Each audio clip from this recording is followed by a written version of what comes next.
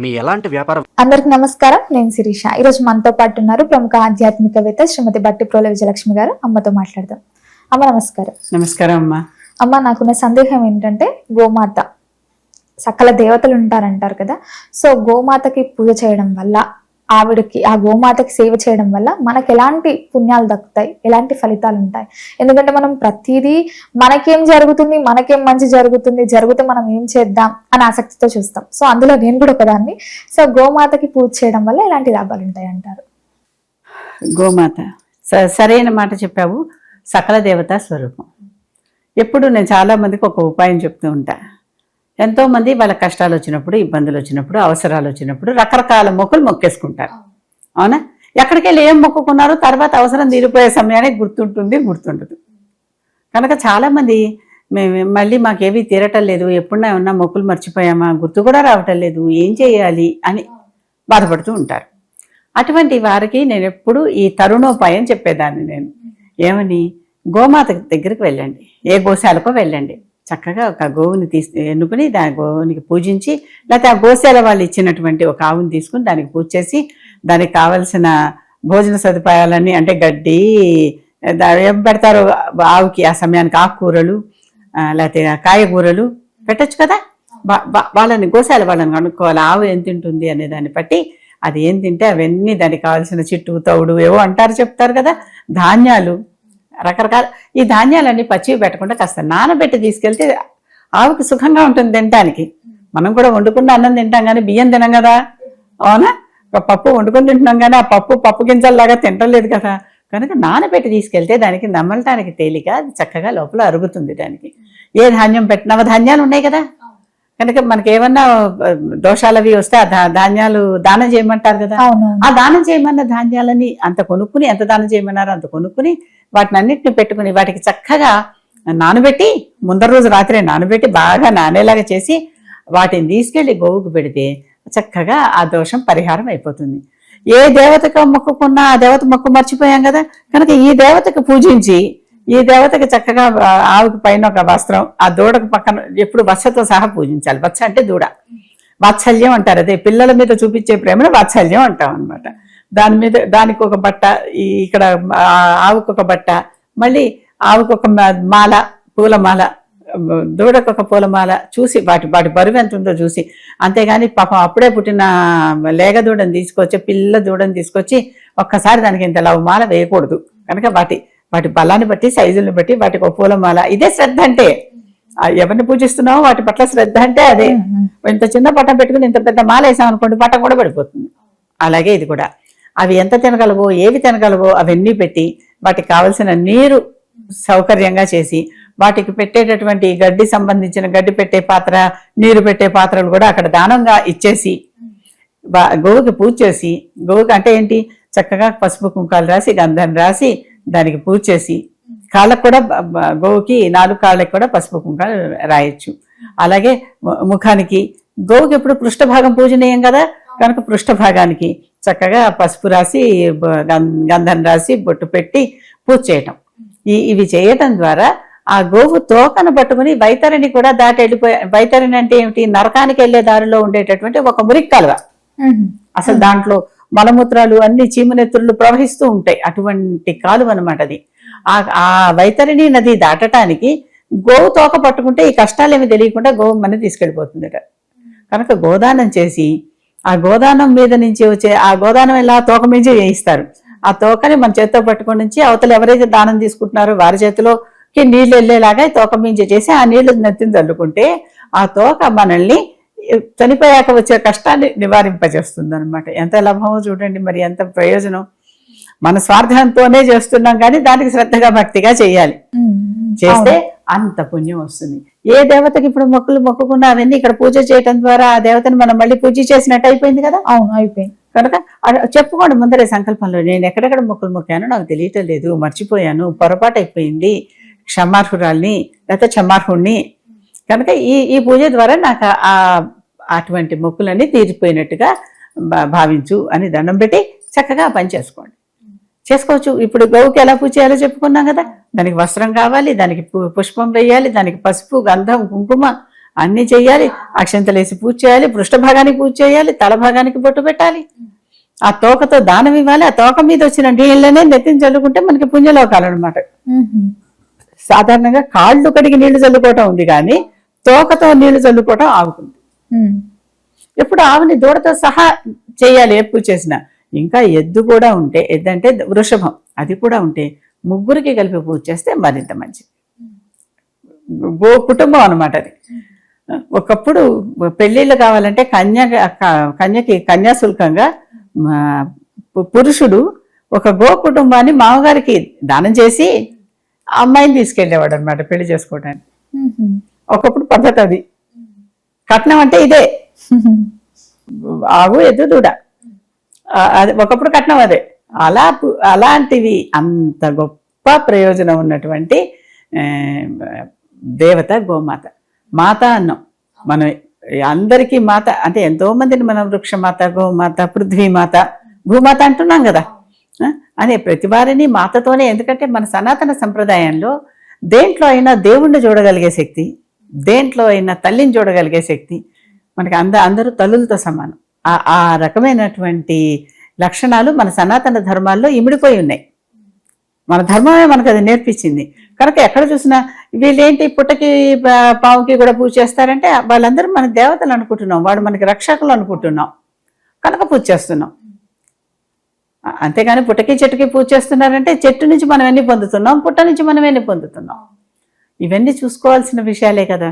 కనుక గోమాత పూజ చేయటం వల్ల ఈ రకమైన అంటే ఇప్పటి చేసుకున్నటువంటి మర్చిపోయిన మొక్కుల నివారణ దగ్గర నుంచి మొదలుపెట్టి చనిపోయిన తర్వాత నరకానికి వెళ్ళే దారిలో వచ్చే వైతరణి నది దాటటానికి కూడా అది మనకి చేస్తుంది. అందుకని ఎవరైనా చనిపోయినప్పుడు దశదానాల్లో ఏ దానం చేసినా సరే దశదానాల్లో గోదానం కూడా ఉంటుంది. ఈ గోదానం తప్పనిసరిగా చేస్తే ఆ ఫలితం పూర్తిగా వేరుకొస్తుంది. చనిపోయిన వారి పేరుతో దానం చేస్తే వారికి వెళ్ళిపోయేటప్పుడు దారిలో కష్టాలు లేకుండా ఈ గోవు కాపాడుతుంది, ఈ గోదానం కాపాడుతుంది. గోదానం చేసేటప్పుడు ఏ దానమైనా సరే దానంతో పాటు దక్షిణ కూడా ఇవ్వడం చాలా అవసరం. దక్షిణ ఎందుకు? ఇప్పుడు ఈ గోదానం తీసుకున్నారు, ఈ గోవును వాళ్ళు సంరక్షిస్తారనే కదా వాళ్ళకి ఇచ్చాం. కనుక వాళ్ళకి సంరక్షించేటటువంటి అవకాశం ఉండాలి కదా. వాళ్ళ పనులన్నీ మానుకుని ఆవునే చూసుకుంటూ కూర్చుంటే వాళ్ళకి నిత్య ఉద్యోగం ఉండదు, నిత్యవారి సంపాదన ఏదో మిస్ అవుతారు. కనుక దానికి పరిహారంగా దానికి తగినంత ధనం కూడా ఇచ్చి అది చేస్తే మంచిది. కనుక ఏ పని చేసినా దాన్ని చక్కగా ధాన్యాలు, నవధాన్యాలు, ఈ రోజుల్లో బయట చాలా మంది బ్రాహ్మణులు కొన్ని ధాన్యాలు మేము తీసుకోమండి అని ఇస్తున్నారు. అలాంటి ధాన్యాలు అన్నీ కూడా తీసుకెళ్లి చక్కగా ఆ ఆవుకి మనం దానం చేయొచ్చు. అమ్మ, ఈ గోమాత పూజ చేసేటప్పుడు ఏమైనా నియమాలు పాటించమంటారా? నియమాలు ఎప్పుడు అంతే, శ్రద్ధ, భక్తి, గౌరవం. అసలు దాని మీద విశ్వాసం లేకపోతే అక్కడ మీరు చేసి మాత్రం ఏంటి లాభం? ఏదో చేసామంటే లాభం లేదు కదా. ఒక్కోసారి మనం అన్యమనస్కంగా భోజనం చేసేస్తాం, తర్వాత తిన్నావా లేదో కూడా గుర్తుండదు కాసేపటి తర్వాత. మామూలుగా దాని మీద శ్రద్ధ పెట్టి తింటే ఇవాళ వంకాయ కూర తిన్నావా, టెంకాయ కూర తిన్నావా అని తెలుసుకుని దాన్ని ఆస్వాదిస్తూ తింటాం. లేదు ఇంకేదో ఏవో ధ్యాసల్లో ఉండి చేసామా లేదా ఇవాళ. కొంతమంది భోజనం కంటే కూడా టాబ్లెట్లు వేసుకున్నావా లేదా ఇవాళ అని ఆలోచించేటటువంటి వాళ్ళు నాకు లక్షల మంది తెలుసు. వేసేసుకుంటారు, వేసుకున్నారా అయితే తెలియదు, లేకపోతే వేసేసుకోరు, లేదు వేసుకున్నాం అంటారు. అంటే చేసిన పని మీద శ్రద్ధగా భక్తిగా చేస్తే అది మర్చిపోము. కనుక గోమాత పూజకు కూడా శ్రద్ధ భక్తి ఎప్పుడు దీనివల్ల నాకు మేలు జరుగుతోంది అనేటటువంటి విశ్వాసం చాలా అవసరం. అంతేకాదు గోవు ఉంది కదా, ఆ గోవు మధ్యలోంచి పొట్ట కింద నుంచి 4 కాళ్ళ మధ్యలో నుంచి వెళ్ళి ఇటు నుంచి అటువైపుకు తిరిగి చేస్తే భూ ప్రదక్షిణం చేసిన దాంతో సమానం. గోవు కింద నుంచి గోవుని పూజ చేసి అంత అయిపోయాక ఆ గోవు కింద నుంచి ముందర 2 కాళ్ళు వెనకాల 2 కాళ్ళు ఉన్నాయిగా, ఆ మధ్యలో నుంచి ఒకసారి దాటితే భూ ప్రదక్షిణం చేసినంత పుణ్యం. అంటే భూమిలో ఉన్న అన్ని దేవతలతోనూ చుట్టూ ప్రదక్షిణం చేసిన పుణ్యం. అలా ఎన్నిసార్లు తిరగాలంటారా? ఒకసారి చేసిన చాలా సులువు. ఒకసారి చేసిన ఏదైనా ఎన్నిసార్లు అనేది మన ఓపిక, మన శక్తి. మోకాళ్ళ మీదకి వంగి కదా కింద నుంచి రావాలి. ఆవు హైట్కి దిగాలి, ఆవు పొట్ట హైట్కి దిగి దాని నుంచి కింద నుంచి రావటం అనమాట. కనుక ఎన్నిసార్లు చేయటం అనేది మన శక్తి. ఒకసారి చేసినా, 3 సార్లు చేసినా, అన్నిసార్లు భూప్రదక్షిణం చేసిన ఫలితం. ఆ ఫలితం కావాలిగా, అందరికీ కావాలి. భూప్రదక్షిణం చేస్తాం అంటే ఏంటి? సకల భూమి మీద ఉన్న సకల దేవతల్ని దర్శనం చేసుకున్నటువంటి పుణ్యం. అందుకనే తల్లిదండ్రుల చుట్టూ ప్రదక్షిణం చేసి గణపతి, ఆవు కింద నుంచి ప్రదక్షిణం చేస్తేను, ఇవన్నీ ఫలితాలు ఒకటే అనమాట. ఈ ఫలితాలన్నీ అక్కడి నుంచి వస్తున్నాయి. మన పురాణాల్లో చెప్పేదంతా గోవుకి పూజ చేసినప్పుడు దాని కింద నుంచి. మొట్టమొదట గోవుకి పూజ చేసినటువంటి దిలీప్ చక్రవర్తి, ఆయనకి ఏదో గోదోషం ఉందని చెప్పి ఆయన పూజ చేయమన్నారు. పూజ చేయమంటే ఆయన పూజ చేసి, అసలు తర్వాత ఆయన చేసినటువంటి పూజ వలన కామధేనువు అయిందనమాట. అది అంటే మామూలు ధేనువు కామధేనువు అయింది. కామ అంటే మన కోరికలు తీర్చేటటువంటిది. ఏ ధేనువు దగ్గరికైనా మనం వెళ్తే, అంటే ఆవు గోగు దగ్గరికి వెళ్తే మనకి పిండేది పాలు. అవును, అది అలా కాదు, మనకి ఏది కావాలంటే అది పిండుతుంది అనమాట. అందుకే ఈ వశిష్ఠుడు కానీ వీళ్ళందరూ చక్కగా వాళ్ళకి వచ్చినటువంటి ఎంతమందినైనా అరణ్యంలో ఎక్కడున్నా వాళ్ళకి ఏం కావాలంటే అవన్నీ వండి వడ్డించగలిగారు. వాళ్ళ సంభారాలన్నీ వండి కూడా కాదు, అక్కడ సమకూర్చి వాళ్ళకి పెట్టగలిగారు. అసలు ఇలా ఎలా పెడుతున్నారు అని అనుకుంటే, మా దగ్గర కామధేనువు సంతతి ధేనువు ఉందండి, దానివల్ల పెట్టగలుగుతున్నాం అన్నారు.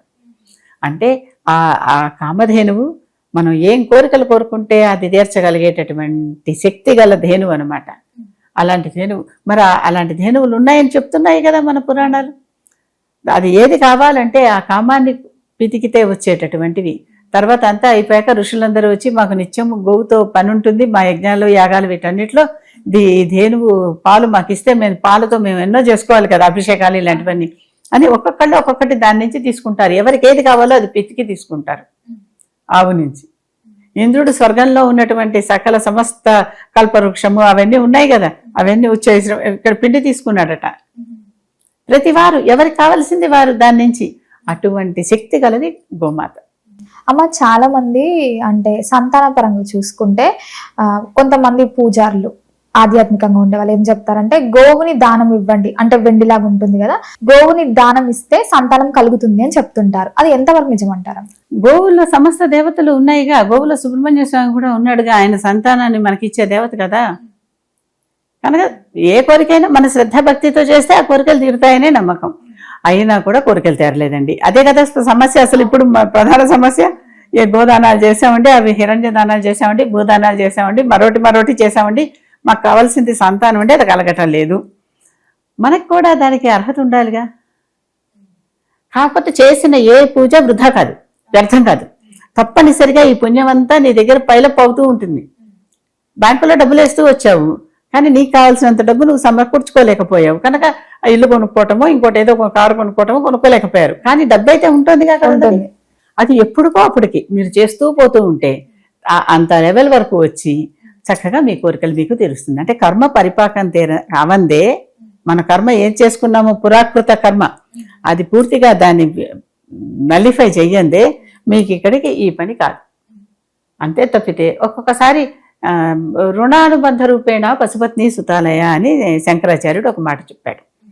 అంటే ఏంటి, రుణానుబంధం ఉంటేనే పశువులు కానీ పత్ని కానీ సుతలు కానీ, పత్ని అంటే భర్త కూడా, ఇద్దరు పిల్లలు కానీ ఇల్లు కానీ సమకూరవు అంటున్నాడు. అంటే అవి చారు. ఒక కుక్కను మనం పెంచి పోషిస్తున్నామంటే ఒకప్పుడెప్పుడో ఆ కుక్కకు మనం రుణపడి ఉన్నాం, లేకపోతే అది మనకి రుణపడి ఉండి మన ఇంటికి కాపలా కాస్తుంది, మన మీదకి ఎవరు రాకుండా చూస్తుంది. లేదా దానికి మనమే ఎదురు సేవలు చేస్తున్నాం, మనమే ఎప్పుడో దానికి రుణపడి ఉన్నాం, సేవలు చేస్తున్నాం. రోడ్డు మీద పోయే కుక్క కూడా మనం ఇప్పుడు మెతుకులు పెడితే మన ఇంటికి కాపలా ఉండి అరుస్తుంది. అంటే అది మనకి రుణం ఉంది ఎప్పుడుకో ఏ జన్మలోనో. కనుక ఈ రుణం ఉంటే కూడా ఉంటే పిల్లలు పుడతారు. మనం ఇంకోళ్ళకి రుణం ఉన్నా, ఇంకోళ్ళు మనకి రుణం ఉన్నా, వాడు మనకి సేవ చేయటానికి కానీ మనం వాళ్ళకి సేవ చేయటానికి కానీ. మరి పిల్లలు పుడితే సంటి పిల్లలు అప్పటి నుంచి వాళ్ళ మలమూత్రాలన్నీ తుడిచి, వాళ్ళ ఆకలి తప్పులన్నీ చూసి, వాళ్ళ అవసరాలన్నీ తీర్చి ఎంత చేస్తే పెరుగుతున్నారు. కనుక ఈ తల్లిదండ్రులకు ఆ పిల్లల పట్ల రుణం ఉంటే మాత్రమే అది జరుగుతుంది. రుణం అయిపోయింది అనుకోండి, వాళ్ళు మన దగ్గర ఉండరు, ఎక్కడో వేరే చోట్ల ఉంటారు. ఆయుష్ అయిపోయింది అనుకోండి, రుణం తిరగానే వెళ్ళిపోతారు. ఆయుష్ అయిపోతే రుణం తిరగానే వెళ్ళిపోతారు. ఆ రుణం కోసమే వచ్చారు, అంతవరకే వచ్చారు, అది అయిపోగానే వెళ్ళిపోతారు. అలా కాదు, ఆయుష్ ఉంది, రుణం తీరిపోయింది, వేరే చోట ఉంటారనమాట. ఎక్కడో ఉన్నారుగా అలాంటి వాళ్ళు, ఉన్నారు, చాలా మంది ఉన్నారు. కరెక్ట్ గా చెప్పావు. కనుక ఇవన్నీ ఏంటి, ఆ రుణం ఎప్పుడైతే మన రుణం వాళ్ళకి, వాళ్ళ రుణం మనకి అయిపోయిందో, ఇప్పుడు ఇంట్లో 10 మంది పిల్లలున్నా చూసేవాడు ఒకడో ఉంటాడు, ఆ ఒకడు కూడా ఉండకపోవచ్చు, వేరే విషయం. రుణాన్ని బట్టే వాడు చూస్తాడు. అవును, మిగిలిన పిల్లలు చెడ్డవాళ్ళని కాదు, వాళ్ళకి ఏదో అవకాశం రాదు, అవసరం లేదు, చూడలేకపోతారు. ఒకళ్ళు ఎవరో చూస్తూ ఉంటారు, లేకపోతే 2 ఎవరో చూస్తూ ఉంటారు వంతులు వేసుకుని. ఆడపిల్లలు కావచ్చు, మగ పిల్లలు కావచ్చు, ఎవరైనా కావచ్చు. ఆ చేస్తున్నారంటే వాళ్ళకి ఆ రుణం ఉందన్నమాట. ఆ రుణానుబంధం వాళ్ళ మధ్య ఉన్నదన్నమాట. ఆ రుణానుబంధం తీరిపోయాక వెళ్ళిపోతారు వాళ్ళు కానీ వీళ్ళు కానీ. వెళ్ళిపోతారంటే ఆయుష్ కూడా ఉంటే దూర ప్రాంతాలకు వెళ్తారు, ఆయుష్ లేకపోతే పైకి వెళ్ళిపోతారు, అంతే. అమ్మ, ముఖ్యంగా మరి లాస్ట్ లో ఈ గోమాత పూజ గురించి మాట్లాడుతున్నాం కాబట్టి వీటికి గోమాత పూజ చేసేటప్పుడు ఏమన్నా తిథులు, ఇప్పుడు మనం ముఖ్యంగా ఏదన్నా చేయాలనుకుంటే ఫస్ట్ ఆఫ్ ఆల్ మనం ఆ రోజు ఏమొస్తుంది, ఆ తిథి ఏంది, ఏంటి అని చూసుకుంటాం. ఈ గోమాత పూజ చేసేటప్పుడు ఏమన్నా ఇలా తిథులు ఏమన్నా పాటించమంటారా? నియమం అంటే శుభ్రంగా ఉండటమేనమ్మా, అంతే. అంతే కదా, గోవు తినేటటువంటి ఆహారం అంటే పెట్టాలి. అమ్మ ఈ రోజు పలానా రోజు, ఇప్పుడు సోమవారం చేయొచ్చు లేదమ్మా, అట్లాంటివి ఏమన్నా రోజులు ఉన్నాయి? అలాంటి రోజులంటే ప్రత్యేకమైన పండగల రోజులన్నీ అవే, పెద్దలకి పెట్టే తిథుల రోజులన్నీ అవే. ఆ రోజుల్లో మనం పెద్దవాళ్ళు తలుచుకుని వెళ్ళి ఆ గోదానం కానీ గోపూజ కానీ చేస్తే అది వాళ్ళకి అందుతుంది. అది వాళ్ళకి వెళ్తుంది, వాళ్ళకి మేలు జరుగుతుంది. అందుకనే చేస్తాం ఆ రోజుల్లో. మన పిల్లల పుట్టినరోజులు ఉన్నాయి, ఆ రోజున గో పూజ చేస్తే ఆ పుణ్యం ఏదో ఆ పిల్లలకి వెళ్తుంది. అంటే ఆ సంకల్పం చెప్పుకుని చేయాలి. పిల్లల కోసం చేస్తాం. పిల్లలు మన పుట్టినరోజులే ఉన్నాయి, మనమే చేయొచ్చు. చేసి ఇదేదో నాకు చక్కగా మేలు కలిగి సుఖంగా శాంతంగా ఉండేలాగా దీన్ని పోని మీ ఇష్టం కోరికలన్నీ లిస్ట్ ఒకటి ఉంటుందిగా, సంకల్పంలోనే చెప్పుకుంటున్నాం. ఆయుర ఆరోగ్య ఐశ్వర్య అభివృద్ధి అవునా, అన్నీ చెప్పుకుంటూనే ఉన్నాం కదా, కనుక ఇలాంటివన్నీ చెప్పుకోవచ్చు. అమ్మ, మొత్తం మీద గోమాత పూజ చేస్తే ఎలాంటి ఫలితాలు వస్తాయో తెలియజేసినందుకు ధన్యవాదాలు అమ్మ.